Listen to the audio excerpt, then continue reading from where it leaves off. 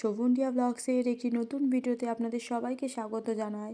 আপনারা সবাই কেমন আছেন? আশা করি খুব ভালো আছেন আর আমিও খুব ভালো আছি। ভিডিওর শুরুতেই তো আপনারা দেখতে পাচ্ছেন এখানে জল সরার জন্য সবাই মিলে বেরিয়ে পড়েছে।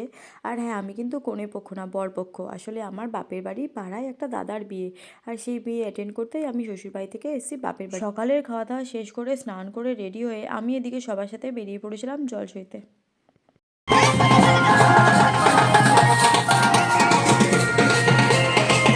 নাচানাচি আনন্দ করতে করতে আমরা কিন্তু সবাই পৌঁছে গেছিলাম যেখান থেকে স্নানের জল নেবে সেখানে। এদিকে দেখো ঋষুকেও আমি গায়ে হলুদ বলে একটু হলুদ কালারের ড্রেস পরিয়েছিলাম, কারণ সবাই মিলে একটু ফটো তুলে নিচ্ছিল। আর এখানে যেটি স্নানের যেখান থেকে জল নেবে সেই পুরো কিছু নিয়ম কাজ ছিল, সেগুলো আমি দেখো ভিডিওর মাধ্যমে তোমাদের সবাইকে শেয়ার করেছি। এখানে সব নিয়মকানুন মিটিয়ে স্নানের জল নিয়ে কিন্তু আমরা সবাই মিলে নাচতে নাচতে আবার পৌঁছে গেছিলাম বিয়েবাড়িতে।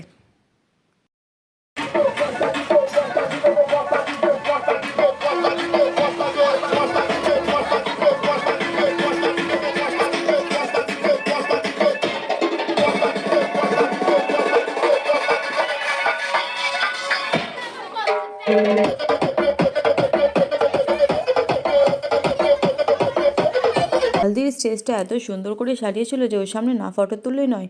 আর এই ছিল আজকে আমাদের বরবাবু। তারপরে আমি আর ইস্যু এখানে একটু ফটো তুলে নিয়েছিলাম। ও গায়ে হলুদের সমস্ত রিচুয়াল কমপ্লিট হয়ে গেলে আমরা দুপুরে খেতে বসে পড়েছিলাম। দুপুরে মেনুতে ছিল ভাত, ডাল, পাঁচমিশালি তরকারি আর মাছের ঝোল। দুপুরে খাওয়া দাওয়া কমপ্লিট করে বাড়ি এসে একটু রেস্ট নিয়ে নিয়েছিলাম। আর এদিকে বিকেলবেলা আমি এখানে মার কাছে চুল পড়তে বসে পড়েছিলাম। আমার এত ঘুম পাচ্ছিল আমি হাই তুলছিলাম। বিয়ে বাড়িতে যাওয়ার জন্য এটা ছিল আমার ফাইনাল লুক। লুকটা কেমন লেগেছে অবশ্যই তোমরা জানিও। আর আমি কিন্তু এভাবে আট পরে শাড়ি পরতে পারি না। আমার মা আমাকে শাড়িও পরিয়ে দিয়েছিলো, এদিকে চুলও বেঁধেছিলো। ফার্স্ট মেকআপটা আমি করেছিলাম। আমি তো এদিকে রেডি হয়ে গেছিলাম, আর এদিকে ঘরে দেখো সবাই রেডি হচ্ছে। আর ওই যে দেখা যাচ্ছে রিশুর বাবা ওখানে রেডি হচ্ছিলো। আর রিশুকে খাইয়েছিলাম, কিন্তু ওখানে গিয়ে যদি কিছু ওর খিদে পেয়ে যায় সেই জন্য এখানে আমি রিশুর জন্য একটু খাবার তৈরি করে নিচ্ছিলাম। ফাইনালি আমরা সবাই মিলে রেডি হয়ে বেরিয়ে পড়েছিলাম। আর এখানে একটু বাজি ফাটাচ্ছিল। আর ওই যে বরের গাড়ি ছেড়ে দেওয়া মাত্রই আমরা সবাই মিলে বাসে উঠে পড়েছিলাম। আর বাসে ভীষণ পরিমাণে হইহুল্লোড় হচ্ছিল। আর সেদিন এত ঠান্ডা পড়েছিল, রিশুকে তো আমি জাপটে জুপটে সোয়েটার পরেছি। আর আমাদের মেয়েদের যতই ঠান্ডা পড়ুক, বিয়ে বাড়িতে চাদর সোয়েটার কিছুতেই নেওয়া যাবে না। হইহুল্লোড় গল্প করতে করতে আমরা সবাই মিলে পৌঁছে গেছিলাম মেয়ের বাড়িতে। আর বরের এন্ট্রির জন্য সামনে দেখো ভীষণ পরিমাণে বাজি ফাটাচ্ছে সবাই। অবশেষে কিন্তু আমরা বিয়েবাড়ির সামনে চলে এসেছিলাম। আর এটা দেখো এন্ট্রি গেটটা কিন্তু খুব সুন্দর করে সাজিয়েছিল। আর বরের এন্ট্রিটা ছিল দারুণ।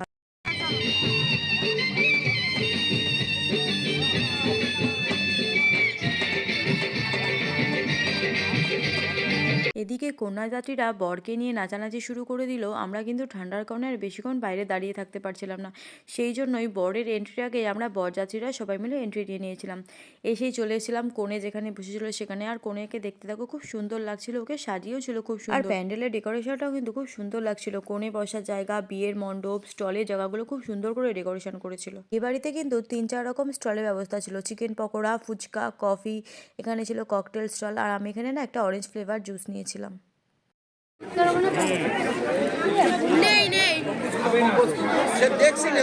বিয়ে বাড়িতে এসে স্টলে এত মনোযোগ দিয়ে ফেলেছিলাম যে বরের কথা তো ভুলেই গেছিলাম। তারপরে বরের সাথে এসে একটু সেলফি তুলে নিয়েছিলাম। এখানে আমি রিশুর বাবাও একটু ফটো তুলে নিয়েছিলাম। আর বিয়ের মণ্ডপটা এত সুন্দর লাগছিল যে আমার নিজের বিয়ের কথা মনে পড়ে গেছিলো। আর এদের যেহেতু লাভ ম্যারেজ, প্রায় 6-7 বছরের রিলেশনশিপ, এটা ছিল ওদের ওয়েট ইজ ওভারের মুমেন্ট। রাতটাও বেশ অনেক হয়ে গেছিলো আর ঠান্ডাটাও অতিরিক্ত পড়েছিল বলে এখানে আমরা খেতে বসে পড়েছিলাম। আর এখানে মেনুটা বেশ ভালোই করেছিল। আর প্লেটটাকে দেখো আমি টিস্যু দিয়ে ঘষে ঘষে মুছছিলাম, আর রিশুর বাবা সেটাই ভিডিও করছিল। ফার্স্টে প্লেটে দিয়েছিল চিকেন তন্দুরি, স্যালাড, সস, তারপরে বেবি নান, চানা মশলা, এখানে সাদা ভাত দিয়েছিল, আর দিয়েছিল দই কাতলা। দই কাতলাটা খেতে কিন্তু অসাধারণ সুন্দর হয়েছিল।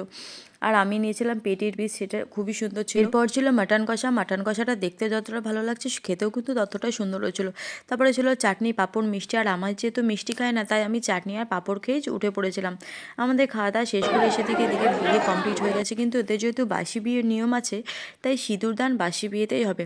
আর অনেকটা রাত হয়ে গেছিলো বলে এদিকে ঋষুরও খুব ঘুম পেয়ে গেছিলো, তাই আমাদের সবার খাওয়া দাওয়া শেষ হয়ে গেলে আমরা সবাই মিলে আস্তে আস্তে বাড়ির উদ্দেশ্যে রওনা দিচ্ছিলাম। আর এই ফুলগুলো টাঙানো ছিল, আর ঋষু দেখো ওই ফুলগুলোর মধ্যে মানে ও ধরবে একটা ফুল। অবশেষে বিয়েবাড়ির সমস্ত হই হুল্লোড়, আনন্দ, খাওয়া দাওয়া মিটিয়ে চাদর গায়ে দিয়ে ঠান্ডায় কাঁপতে কাঁপতে হাঁটতে হাঁটতে বাড়ি চলে এসেছিলাম। তাহলে আজকের ভিডিওটি ভালো লাগলে ভিডিওটিতে অবশ্যই লাইক করো, কমেন্ট করো, শেয়ার করো, আর আমার চ্যানেলটা সাবস্ক্রাইব করে দিও। থ্যাংক ইউ সবাইকে। Good night, tata.